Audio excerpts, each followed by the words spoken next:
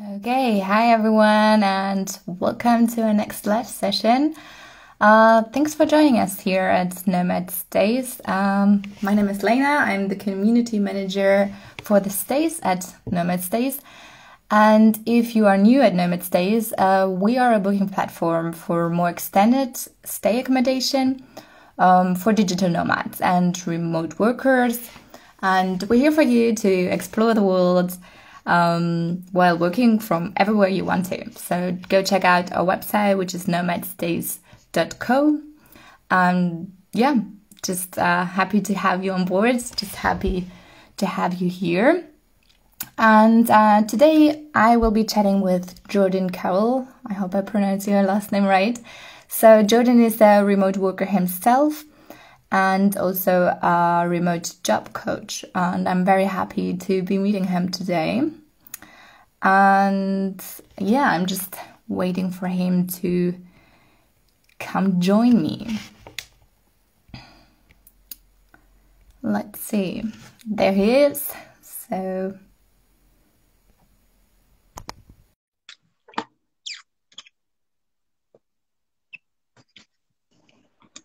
and he's with me. Hi, Jordan. Hey, hello. How's it going? Good. How are you? Fantastic. As we were saying just before, it's a wonderful Friday. Got a beautiful beach to get to later and hopefully play some basketball. So that's what I'm looking Sounds like a forward to. good start into the weekend. Yeah, what about yourself? Yeah, I'm good. I'm good. Starting the weekend myself, but it's already night here, so it's about to be Saturday. Nice. And you're in France, right? No. I'm in Germany actually. Oh, So, Germany. Okay. yeah. And where are you? What beach are you talking about? I'm in Playa del Carmen, Mexico. Nice. Yeah. Yeah. So it's about an hour south of Cancun. And what time do you have right now? We're at about 1:30. Degree? What? How hot is Uh, it? yeah, like I don't know in Celsius, but like 75, 77 Fahrenheit. So it's just Nice. warm. Yeah. It is. It is. It's snowing here, so I guess you're at the better place at the moment. Oh, yes. I mean, I think that's the consensus about Mexico. So So, where do you originally come from?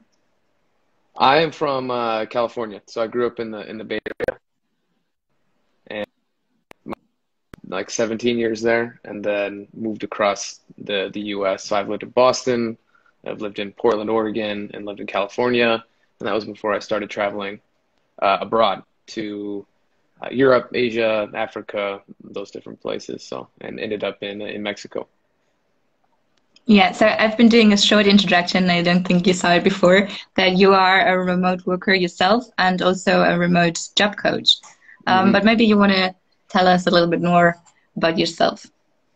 Yeah, I am a remote job coach, as you said. So I help people, especially high performers who've typically worked in an office setting, to find legitimate remote jobs that they can do from anywhere. Now, obviously, with the way remote work is now, I think it's a pretty popular topic. It's a hot thing, but it's something that some of us have been doing for many years. So for me, myself, I've been working remotely for about 7 years, and I've seen just how it could impact my life and make my life better. So it's not about people being, having the same lifestyle as me, being able to travel, those sorts of things. It's more so about giving people the opportunity to do what it is that they want to do. Hmm. So, what exactly is your daily work life? So, just a Yeah. day out of your life, maybe. Yeah, I mean, it changes depending on the day. I'm actually working on a short mini film about this too, but I think in the mornings I usually do some type of movement, do some type of workout, and have kind of a daily morning routine I get to that helps kind of ground me, and then usually try to do some type of big task in the morning after that's done. Usually that's like client work, or it's some type of creative thing that I'm doing. And then I'll Hmm. generally have calls Tuesday through Thursday. I'll have calls with clients as well as sales calls.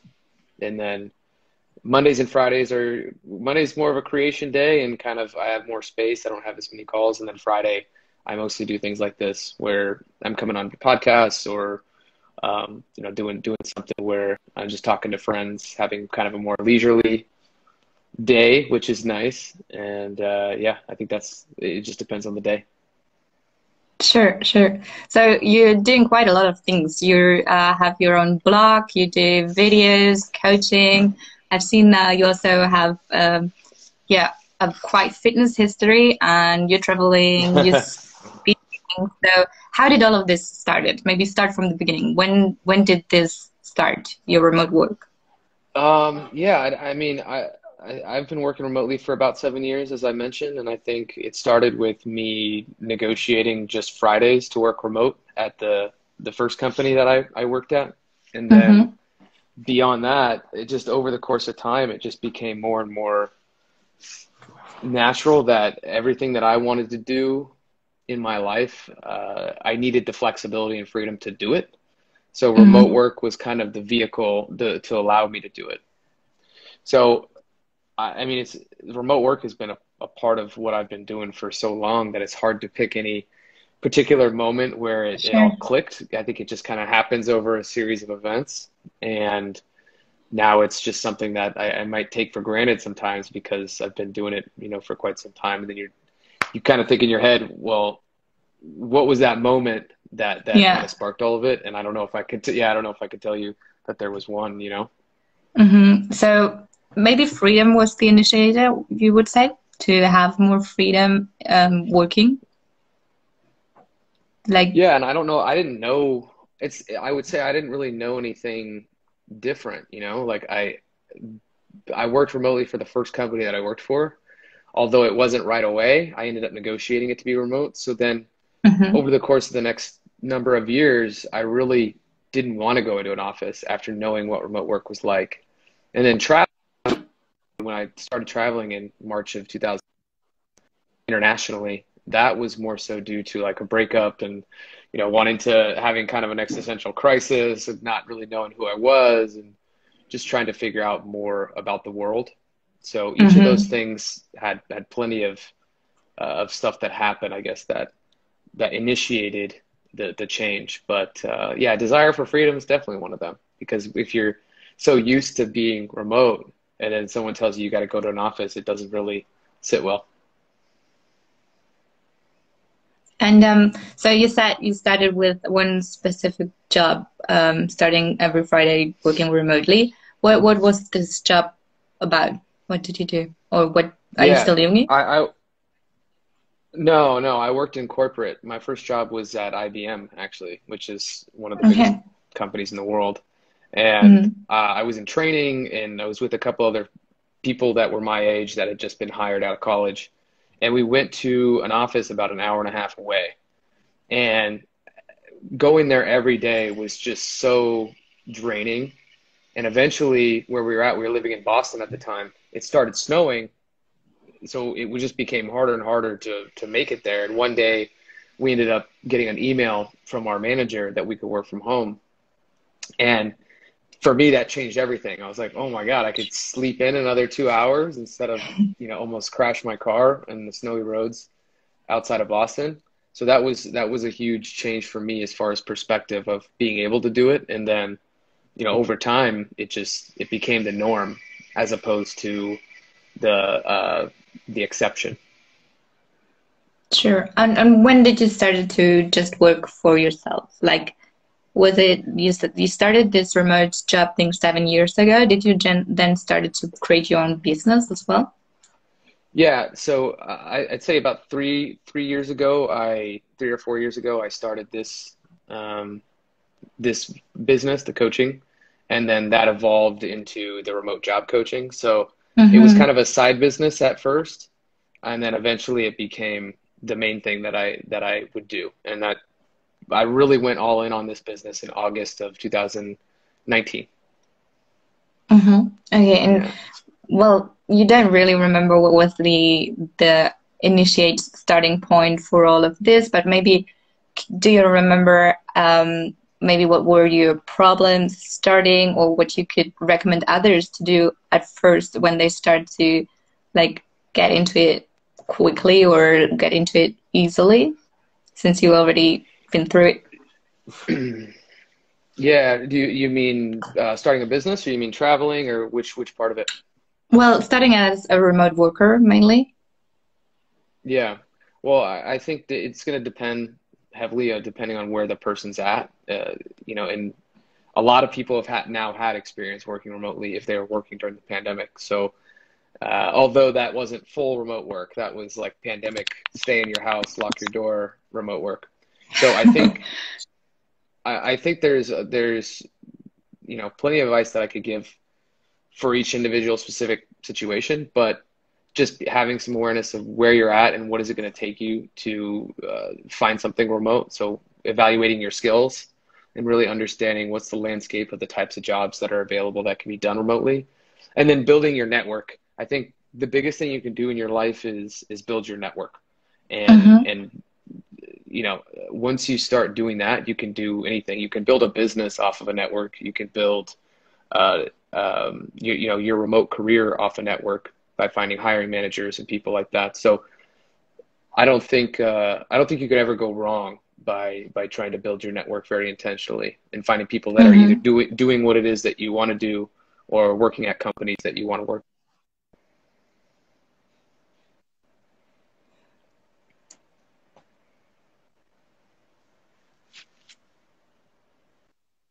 And what advice would you give to build up these networks? Like, what platforms do you recommend to build up connections, or would you would say it's rather to not to this digital? Um, it cut out for a bit there, but I think what you were asking was the platforms to build your network. Yeah, and Yeah. general advice on how to build the Yeah. network. So number one is LinkedIn. Like having a presence on LinkedIn is my biggest recommendation, because that's where people are going to go to look at your professional expertise.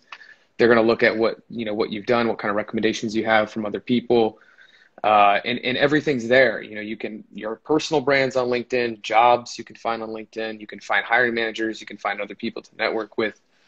That's this, and I have an ebook that actually talks exactly about this. It's free as well, so you can get that um, What is it called? on my website. It's the LinkedIn Networking Quick Guide. Okay. So it's something that you can use as a tool to expand your network in a lot of different ways. So I highly recommend LinkedIn, and that being a main place where you spend a lot of your time, especially as a professional in a lot of different industries. There might be somewhere Facebook and Instagram make some sense. To join groups on Facebook is not a bad idea. And then on Instagram, if you're like a fitness influencer or something like that, or you want to get into something like that, Instagram's a great platform too. So it does depend case by case, but LinkedIn for me Mm-hmm. personally and for a lot of the people that I work with is our number one focus. And what do you say about co-working places? Did you connect there to many people as well while traveling, or was it more digitally? Yeah, I mean, I think at the moment, a lot of people are probably not going to co-working spaces. So Sure. learning how to do it digitally is great. And by doing it digitally, you can pre-qualify all the people that you're networking with. If you're Okay. just going to a co-working space, you're like going in and you're assuming, oh, maybe there's somebody here that's a good fit for me to talk to. And then you have to actually physically initiate conversations to see if that's the case. Mm-hmm. That's like networking events, right? That's why LinkedIn is so powerful. It gives everybody's background already, so you can just search for those types of people, and then you are able to see their background, their work history, their role, and it makes networking a lot easier and easier to qualify people. And then my tip around that would just be find a way to provide those kind of people value. So instead Mm-hmm. of instead of requesting things from people right away, find ways to engage with their content or to become a familiar face to them in some way, so that it's valuable for them, and then they have a reason to reach back out to you. Yeah, that's a good advice. So, you also talk about initiating change in your life. Well, that's part of your whole. business, right? So Hmm. what would you Yeah. recommend, like to do a big major step into a totally different life? To start with the small step. You Uh-huh. know, to get to a big step, start with a smaller step. So determine where it is you are now, and then where it is that you actually want to go. I think a lot of people fool themselves into what they actually want, and maybe they think they want something, but if you look at their priorities and the way they spend their time, the way they spend their money, it's not like aligned to that. So it's always good to find that first small step that you can take that can help put you in the right direction. In addition to that, one of the other things that I think is important is um, finding someone to keep you accountable, whether that be a coach, whether that be people like a mastermind group or other people that are similar to you in some way that can help you stay accountable or guide you in the direction that it is that you're trying to go. If you find someone who's done what it is you're trying to do, that's gonna Hmm. be a big help. And you're also doing like first free strategy sessions, right? Where can people do that with you? Yeah, my website, theremotejobcoach.com, has all my all my resources on there. You can book a call with me. But I recommend that call be for people that are serious. There's people that are serious that want to actually change what it is that they're doing. And in addition to that, that call is to evaluate if they're a good fit for coaching.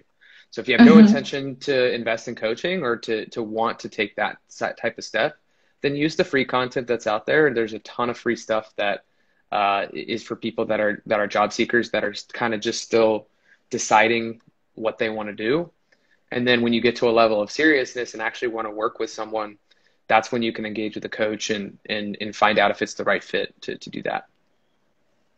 So you're coaching a lot of remote workers, and what kind of remote workers? Because there's so many difficult types. Like we have a lot of Hmm. bloggers that we are interviewing as well. So what kind of remote workers are the ones that you mainly are coaching?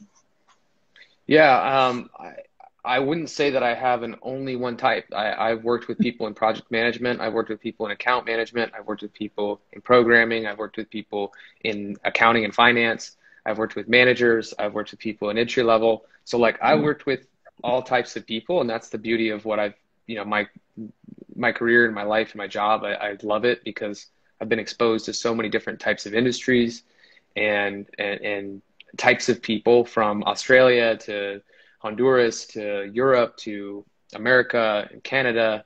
Being able to work with like those different types of people has really given me a great perspective on what's happening in the industry right now, and then who's hiring and what are the things that are helping people get ahead. And do you have any recommendations to keep up with what is going on in the travel industry? Like any news you are listening to daily, any podcasts, anything like probably checking out LinkedIn as well. And Yeah. what else is there to just keep updated with all these COVID changes and stuff like that? Also, Yeah, I mean, to be honest with you, I do not try to stay as far as I can from the news because I think it's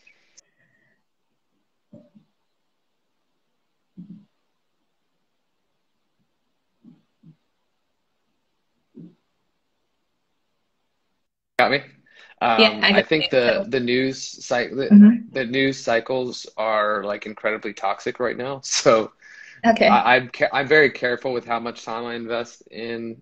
Well, I mean, I'm also really busy. So for me, the way that I stay updated on a lot of the things is literally through my students because they're going through the real world experience of applying to jobs in that moment. And then I have, a few people I follow online that talk about, job searching and stuff like that. I'm on a few newsletters. Running Remote has a great newsletter online about remote work and the trends.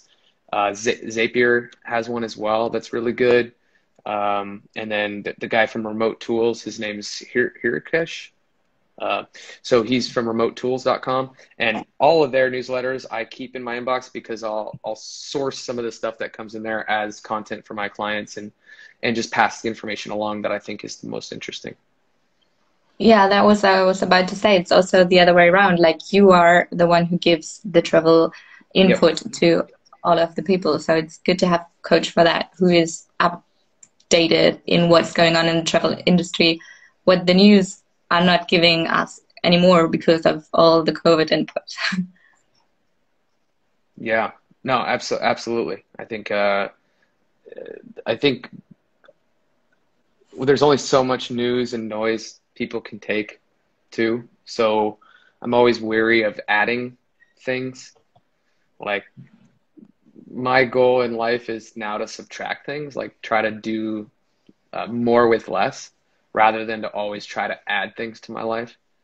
Mm-hmm. So I'll find certain exceptions. Like I love doing these kind of things where, I get to talk to new audiences, but if there's something in my business that requires like a new tool or something, I'll always look for what do I already have that can solve that issue instead of trying to add something. Okay, that's good. And where have you been already in all those 7 years? Where did you see of the world? Yeah, I've been to 15 different countries, and mostly Latin America is where I've spent the most variation of my time. Been to, Chile, Colombia, Mexico, Peru, Brazil, and yeah, a bunch of different places that have just been really fun to see. And I've loved Mexico the most as a country, and Okay. that's why I'm here. That's why I'm here now, and it's just it's a terrific place to be culturally. My girlfriend's from here, so that was a big reason why I wanted to move here. It's next to a beach, so I kind of get all the amazing things about Mexico all in one place here in Playa del Carmen, and you couldn't convince me to move if you tried. So you chose your place to be in while COVID as well. Well, Was then I moved here in January of 2019 before okay. all the COVID stuff was like really known. We didn't know what it was at that time. So I had moved here under the assumption that I was moving here already. It just happened to be really good timing. Indeed. So yeah, so that for me was unexpected to see what was going to happen over the course of the next, 6, 8, 12 months. But I'm really, I'm super grateful that I made the decision and did it anyway because being here during COVID, I think has been a lot more mentally, I've been a lot more mentally sane here than I probably would Mhm. have been in the United States or in a lot of other places. So I think Mexico, as much as there's a lot of things that you could probably criticize about the way they've handled it, I think there's a lot of things that you could criticize almost any country about how they handle Of this because course. there's no yeah, there's the data right now just is really hard to describe like how to best handle this. And I think Mexico has had a nice balance of restrictions and regulations, especially when it was like really, really crazy the first time around, and then still allowing some personal freedoms where I think some of the things that they're doing in other parts of the world is making it a lot harder for people to survive, like because they can't make any money, because they can't do anything. And I think that, Hmm. that we're not looking at the long-term mental health effects of doing that as much as we're, you know, uh, trying to look at statistics around how many people are getting it. So that's a whole nother topic, but that's why I try to just stay out of the news a little bit Yeah. and be more focused on, what I'm doing here and the people that are close around me. So let's leave this in last year and maybe talk about what's going to happen for you this year. Any plans that are maybe important to know? Yeah, I'm writing a book, so that's super exciting. Great. I've played around with that idea for the past few years, but I actually am hiring a company to help me through the process. So they Hmm. take you through the process of kind of getting the book out of you and helping you edit it and helping you proofread it, helping you design it, helping you structure the story. And it's, going to just be a really legit, amazing book. And that's what I'm excited for because, I could have written a book with all the content I already have anyway and just kind of slapped it together and, hired a freelancer to do a cover and then just put it out in the world. But I Hmm. really wanted at least my first book to be something that was really, really special to me in a lot of ways. So that's what I'm excited for. Can you teaser it? What exactly will it be about? Yeah, I mean, I think it's going to use myself and my clients as examples of what's possible with remote work and how people can restructure their lives to work around their lifestyles, not have their work dictate their lifestyles. And so it'll be a mix between kind of an inspirational book in that regard, but then also have actionable things that people can do no matter where they're at in their journey of trying to find remote work. Awesome. Sounds good. So we have to keep that in mind. When do you want to finish it? When we can expect to buy it? Probably November. Yeah, November, Okay, early okay. So December. guys, Yeah. remember, November will be the one. We'll have to remind people. I don't know if people are going to remember. So what keeps you productive on a beach like Playa del Carmen? The fear that it could go away at any moment. Like Okay. when you're solely responsible for all your own income, I don't work for a company, so I'm not getting a salary, I'm not getting a paycheck from anybody. I have to hustle for every, dollar other than some of the passive income sources that I'm making. So I I am very self-aware to the point where I know my limits as far as if I need to go to the beach and relax and have some time that I do that, I will know that about myself, that it will help me prevent.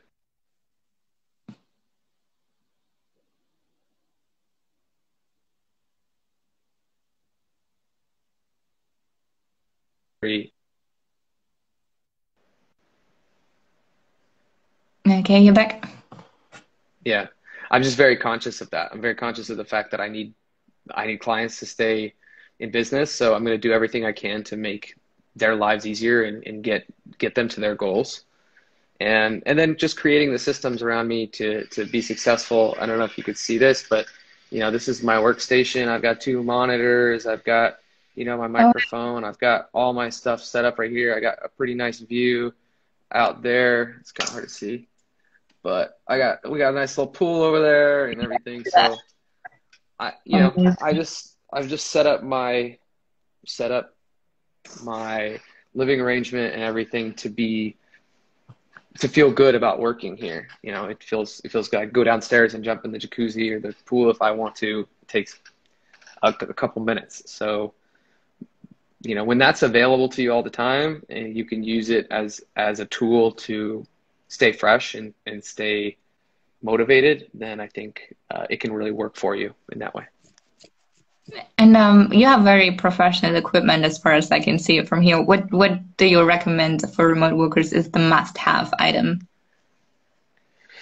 Um, a microphone of some sort. So I have the blue Yeti Snowball. I'd also recommend one of these. This is called the Better Back. It is a back support. Oh, wow. Better Back. Yeah, Nice. it's a really awesome back support. And I couldn't, it's on my website. If you want to use my affiliate link, it's there. And I think that it's just so important that you take care of yourself. And if you don't have a standing desk, I don't at the moment. I mean, I have like a side desk I could make into a standing desk, but I mostly am sitting. So having something that at least is correcting my posture feels really nice. And then I notice that when I'm not using it, I still sit up. Those two things, like a mic, even a good webcam. I have a nice Logitech webcam here that I use for meetings, and then I use my my Canon MS50, if you can see that, for content and for interviews that aren't on my phone. So all that stuff is not necessary. I think the Better Back, having a microphone, an Ethernet cord. So instead of using Wi-Fi, going direct into an Ethernet helps out the latency, and it gives you even higher signal. Yeah, all those things. So maybe about what you experienced while traveling. What did you like expected from the places you've been to, like from the States? Did you expect very good internet for you working? Did you expect, or what was the most important thing? Like, what are the criteria for you to choose the states where you went? Yeah, I mean, I think most developed cities, you can find internet good enough, but you got to be careful if you're in a place like Mexico.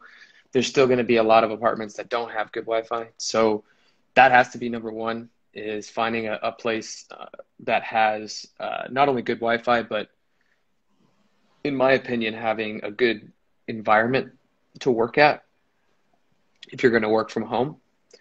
So for me, it was like enough space to have my desk in here, enough space for my second monitor and my camera, my light, like all these things. It's not small. So when I moved into this apartment actually a few weeks ago, we didn't have internet. Like they promised us a certain level of internet and they didn't have it at all. So it was like you realize how much you maybe take for granted having good internet when you don't have any internet. And then it was basically a week of working out of coffee shops and stuff, which was not good for me because I have a lot of calls. So depending on your own preferences, I think internet's obviously important, but each person to their own. And I like having a gym. I like having a pool and like these other things because it's hot in Mexico. So it's nice to have those. Sure, sure. So, last thing, maybe for this year, what would you recommend remote workers to do this year, maybe to use this year for? Do you have any advice? Yeah, take a look at how you have classified 2020 in your mind. I think a lot of people have looked at 2020 and said, such a bad year, all these bad things happened. But regardless of what happened, it happened. So it may not be your fault, but it's your responsibility. If something happened in your life that you lost your job, a relative passed on, I had one of those, and I had another friend pass away this past year. Like all these things can happen to you, but it's your responsibility with how you react to those situations. And what occurs for you in your life is a responsibility of you. So regardless of what happened, take a look at the things in 2020 and decide how you want to move forward. And don't let it be a hindrance. Let it be something that is motivation. Awesome. And very nice last words for this interview today. Thank you so much, Jordan. Yeah, this is Jordan Carroll with us today. He's talking because he's a remote worker himself and he's a job coach also. If you want to learn or hear more about you, Jordan, where can we find you?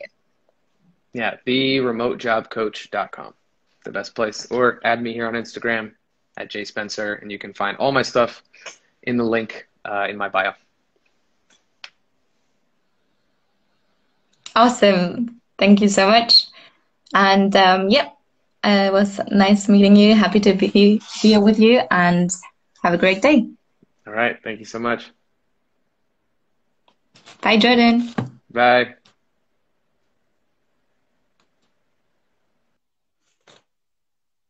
Okay, thanks everyone for listening. If you want to now check out our website, which is Nomad Stays Co., you can just go there and find stays for remote workers like Jordan is one, and like maybe a lot of people out there are too. So yeah, happy to have you here. Have a good day, guys. Bye.